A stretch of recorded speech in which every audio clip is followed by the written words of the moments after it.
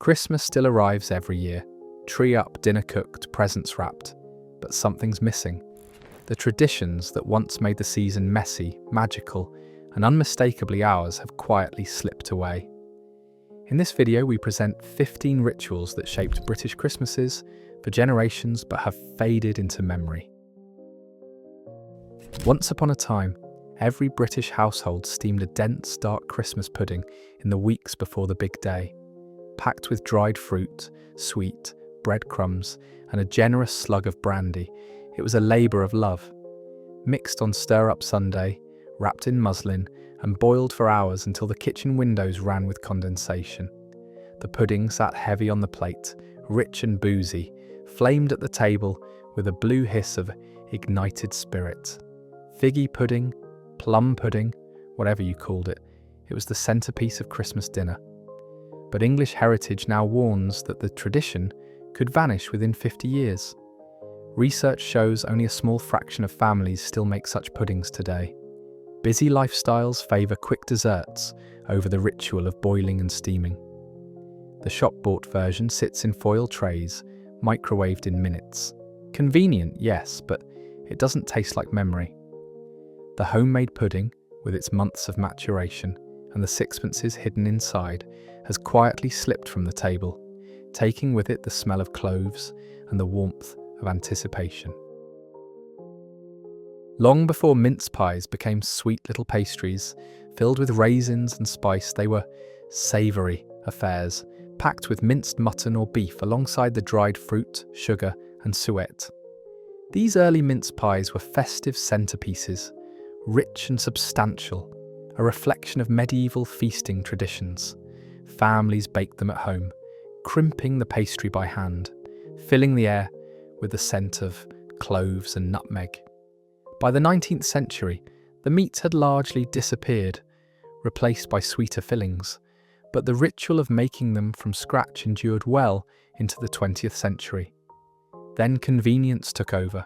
Factory-made mince pies, uniform and affordable, began lining supermarket shelves in November. The labour-intensive process, rolling pastry, spooning filling, sealing edges, felt too much for busy households. Today, few families still prepare mince pies at home, and even fewer remember the savoury versions their great-grandparents ate. The pies survive, but they've been sweetened, sanitised, and stripped of the hands-on ritual that once made them special.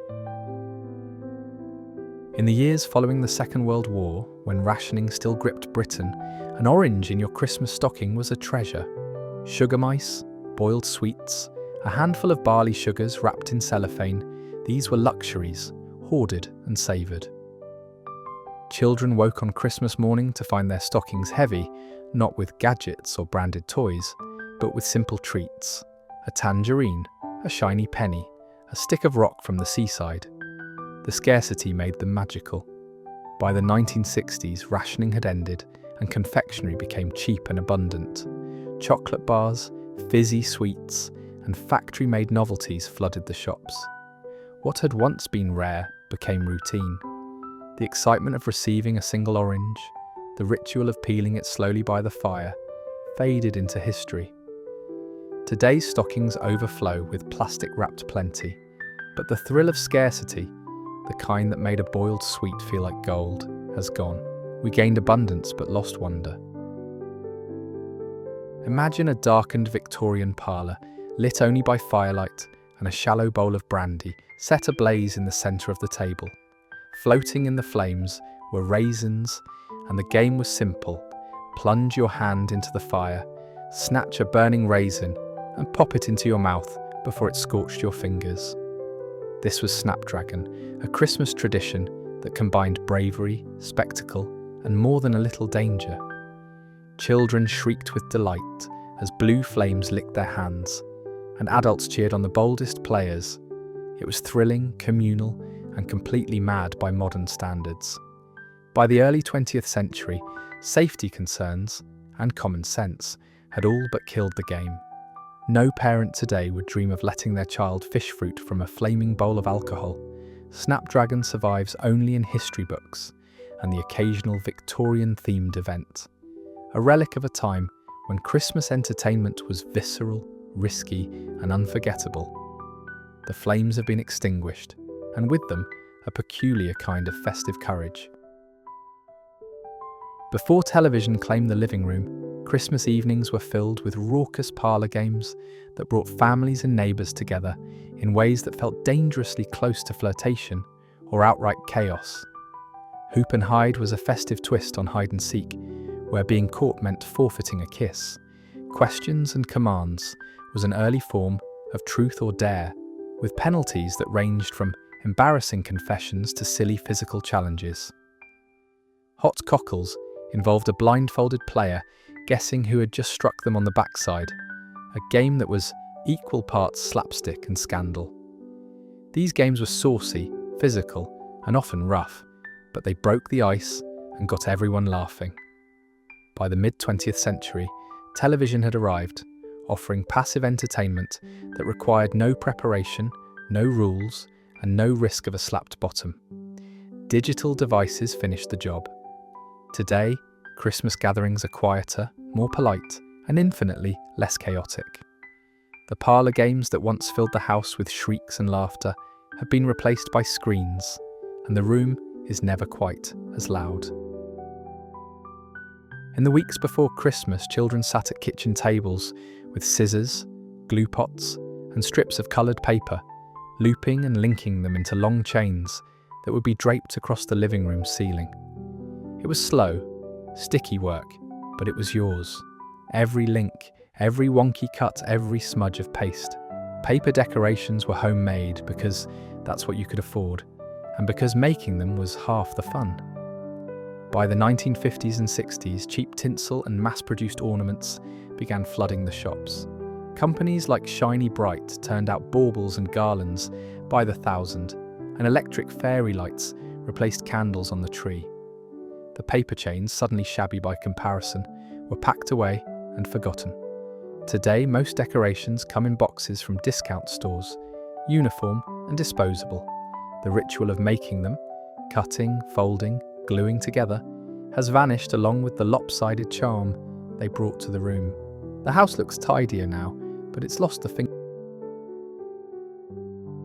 There was a time when Christmas trees glowed with real flames, dozens of small wax candles clipped to the branches, their soft light flickering against tinsel and glass baubles. It was a sight that felt almost sacred, the tree transformed into a living constellation. Families would gather in the darkened room, the candles lit one by one, and for a few precious minutes, the house was silent, bathed in gold. But it was also terrifying. Dry pine needles, open flames, and excited children were a volatile combination, and every year brought stories of trees going up in smoke. By the 1960s, electric fairy lights had become affordable and safe, and the candles were quietly retired. The new lights were brighter, more reliable, and they didn't drip wax onto the carpet. But they also didn't dance. The flicker, the warmth, the gentle danger of a candle-lit tree, all of that was traded for convenience and peace of mind. The tree still shines, but it no longer breathes. On cold December evenings, groups of neighbours and children would wrap up in scarves and gloves, gather their song sheets, and set off through the streets, knocking on doors and singing carols by lantern light. Sometimes they carried a wassail bowl filled with spiced ale, offering a sip in exchange for coins or mince pies. It was a tradition that brought communities together, turned strangers into singers, and filled the night with harmony. But as the decades passed, life grew busier. Front doors stayed closed. Concerns about privacy and safety crept in, and fewer people felt comfortable opening up to strangers, even carolers. Organised carol singing retreated into churches, shopping centres, and charity events. Still lovely, but no longer spontaneous, no longer woven into the fabric of the neighbourhood. The streets are quieter now on winter nights. The carols still exist, but they've moved indoors, and the wassail bowl has been put away for good. In the 19th and early 20th centuries, Boxing Day wasn't about sales or football. It was about giving. Households prepared small envelopes of money or modest gifts for the people who kept their lives running. The postman, the milkman, the dustman, the servants. These Christmas boxes were tokens of gratitude, a recognition of service rendered throughout the year. It was a ritual rooted in charity and community, a moment when class boundaries softened just slightly. But as Debrett's notes, the holiday's charitable origins have been eclipsed by shopping and sport. More importantly, most people today have little contact with regular service providers. Milk is no longer delivered daily, post comes less frequently, and few households employ domestic staff. The personal relationships that once made Boxing Day tipping meaningful have disappeared, and with them, the tradition itself. A few people still leave envelopes for their bin collectors or postie, but for most, Boxing Day is now about sofas, leftovers, and the January sales. The boxes have been forgotten. Every December, kitchen tables were covered in address books, fountain pens, and stacks of Christmas cards waiting to be signed, sealed, and posted. You wrote dozens, friends, cousins, old colleagues, the neighbours you only saw twice a year. Each one was personal, a few lines about the year gone by, a joke, a memory, your name in ink at the bottom. Then you walked to the postbox, dropped them in, and waited for replies to arrive on your own doormat. It was slow, deliberate, and deeply human. But rising postage costs and the convenience of digital greetings have eroded the custom. WhatsApp messages, Facebook posts, and e-cards took over, instant, free, and utterly forgettable. The ritual survives mainly among older generations who still buy boxes of cards from charity shops and spend evenings addressing envelopes by hand. For everyone else, Christmas greetings have become just another notification. The cards are gone, and with them, the weight of something you could hold in your hand and keep. From 1932, families across Britain stopped what they were doing at 3 o'clock on Christmas afternoon to gather around the wireless and listen to the King's Christmas message. It was a moment of national unity, a shared ritual that connected living rooms from Land's End to John O'Groats. When the broadcast was first televised in 1957, the ritual deepened. Now you could see the monarch, seated in a drawing room, speaking directly to you. The room fell silent. The Queen spoke and you listened. But streaming and on-demand viewing have changed everything. The broadcast still airs at 3 p.m, but it no longer commands the same attention. People watch it later, or not at all. The fire might not even be lit. The ritual of gathering, of pausing together at the same moment, has fractured into 1,000 individual schedules. The message endures, but the moment, the shared, simultaneous moment, has slipped away. In the 1960s and 70s, Christmas night meant one thing: the telly. Programmes like the Morecambe and Wise Christmas Show, or BBC's Christmas Night with the Stars, were communal events, pulling in audiences of 20 million or more. Families sat together on the sofa, laughing at sketches they talk about for weeks. It wasn't just entertainment, it was a shared experience, a cultural touchstone that bound the nation together. Everyone watched the same thing at the same time, and everyone had an opinion the next morning. But the fragmentation of viewing habits and the rise of streaming platforms have shattered that unity. Now, one person watches Netflix in the bedroom, another scrolls TikTok on the sofa, and the youngest plays games on a tablet. There is no single show that everyone gathers for. The Variety specials still exist, but they're background noise, not events. The living room is full, but nobody's watching the same thing. The magic of a shared Christmas night on the box has quietly vanished. In the post-war decades, factories and offices threw elaborate Christmas parties that felt like proper celebrations. There were sit-down dinners, live bands, dancing, and a free bar that loosened ties and sparked office romances. At the end of the night, or tucked into your final pay packet before the holidays, came the Christmas bonus, a week's wages, sometimes more, a gesture of thanks that made January feel a little less bleak. It wasn't just a party, It was recognition, a moment when the boss acknowledged your year of graft.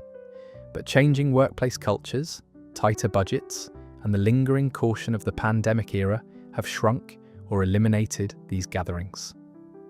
Many companies now offer a modest lunch, a Zoom quiz, or nothing at all. The bonuses have been replaced by vouchers or vague promises of competitive salaries. The ritual of dressing up, letting loose and being rewarded has faded into awkward Secret Santa exchanges and early finishes.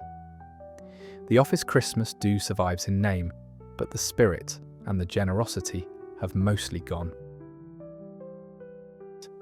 Once upon a time, every village and market town held a Christmas fair, a bustling affair with craft stalls, tombolas, homemade cakes, and amateur dramatics performed by locals in makeshift costumes.